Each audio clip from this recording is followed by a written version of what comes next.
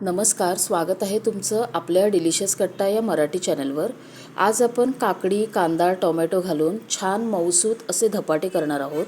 हे धपाटे दिवसभर अगदी मऊ राहतात, अजिबात कडक वातड होत नाहीत आणि चवीला तर अतिशय सुंदर लागतात। तुम्हीही नक्की ट्राय करा। तर चला, यासाठी आपल्याला काय काय साहित्य लागणार आहे ते बघूया। धपाटे करण्यासाठी आपण कोणती कोणती पिठे घेतलीत बघा। हे मी 4 कप ज्वारीचं पीठ घेतलं आहे, 2 कप गव्हाचं पीठ घेतलं आहे, 1 कप तांदळाचं पीठ घेतलं आहे आणि अर्धा कप बेसन घेतलं आहे। आता आपल्याला याच्यात घालण्यासाठी काय पाहिजे बघा। इथे मी एक कांदा बारीक चिरून घेतला आहे, त्याच्यानंतर कोथिंबीर घेतली आहे, एक टोमॅटो बिया काढून बारीक चिरून घेतला आहे आणि अशी आपली जी काकडी असते अशा 2 काकडी सालं काढून असं किसून घेतले बारीक। त्यानंतर आपल्याला एक वाटण करायचं आहे।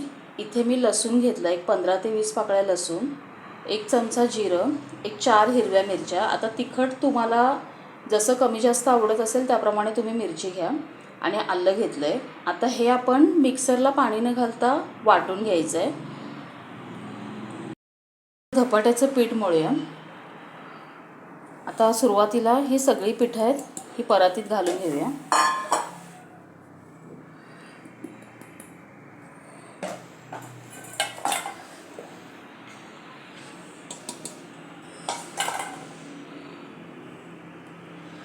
पिठं घातल्यानंतर आपण याच्यामध्ये घालायचं आहे चवीप्रमाणे मीठ।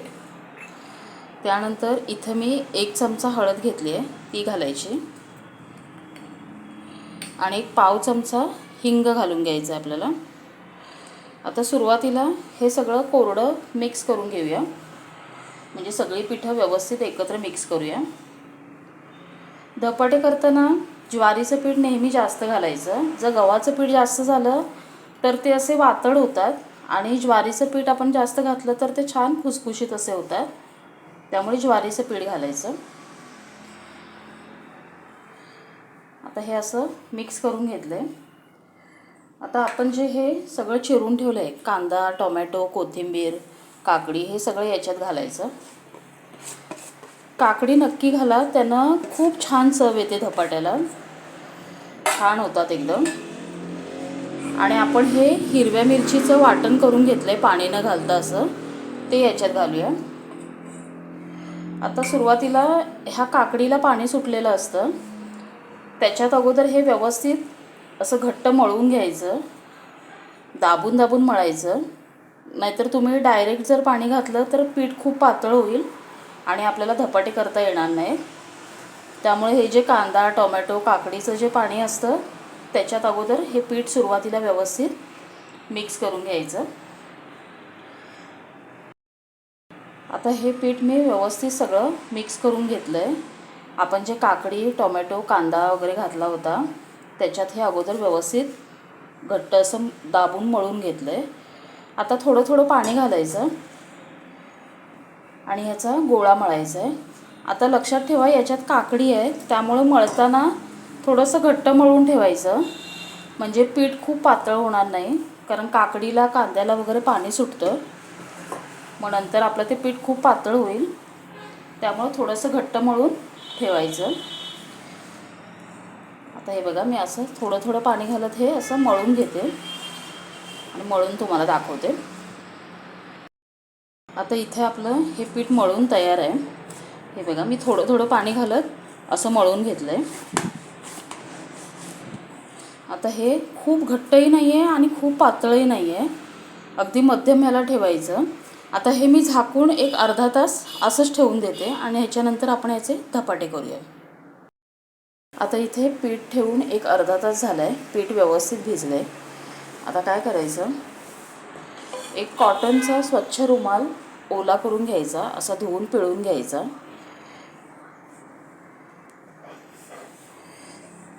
याच्यावर थोडंसं पाणी घालायचं। आता आपण ह्या पिठातून एक गोळा घेऊया, त्याला हातावरच असं थोडंसं गोल करायचं आणि याच्यावर ठेवायचं आणि याला बोटांनी पसरवायचं आहे आपल्याला।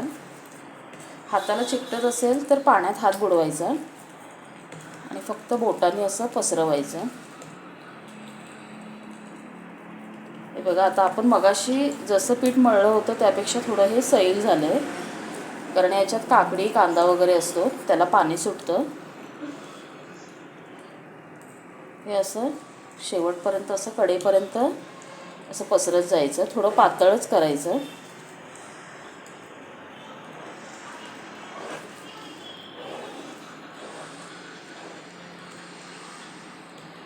आता हे पीठ व्यवस्थित झालं आहे, त्यामुळे मला व्यवस्थित सरकवता येते. हे बघा, असं पाण्यात हात बुडवत बुडवत आपल्याला हे पसरून घ्यायचं आहे. याच्या कडा असतात त्या व्यवस्थित पातळ करायच्या. आता हे पसरून झालं आहे. आता हा आपण असाच रुमाल उचलायचा आहे आणि तव्यावर घालायचा आहे. आता बाजूला मी तवा ठेवला आहे, तव्यावर घालूया. बाजूला मी अगोदरच तवा गरम करायला ठेवला होता. तव्यावर तेल घालून घ्यायचं. आता हा रुमाल आपण असाच उचलायचा आहे आणि असा तव्यावर घालायचा. आता याला वरून थोडं पाणी घालायचं धपाट्यावर आणि थोडी अशी बोटं त्याच्यामध्ये हे करायचं आणि हळूच काढून घ्यायचं. हे बघा, आता याला थोडं कडेनं तेल सोडूया, म्हणजे छान कुरकुरीत होतात. आणि मीडियम गॅसवरती याला असं झाकून थोडंसं शिजवून घेऊया. उघडूया. 1 मिनिट याला झाकून ठेवायचं. वरून थोडं तेल घालायचं. धपाट्याला तेल थोडं व्यवस्थित घालायचं, छान होतात. आता हे परतून घेऊया आणि दुसरी बाजूही भाजून घेऊया. काही जण फक्त खालची एकच बाजू भाजतात, तसं केलं तरी चालतं, पण मी दोन्ही बाजू भाजून घेते. आता थोडी खालची बाजू भाजते. आता खालची बाजू ही भाजली आहे. हे बघा, आता हे काढून घेऊया.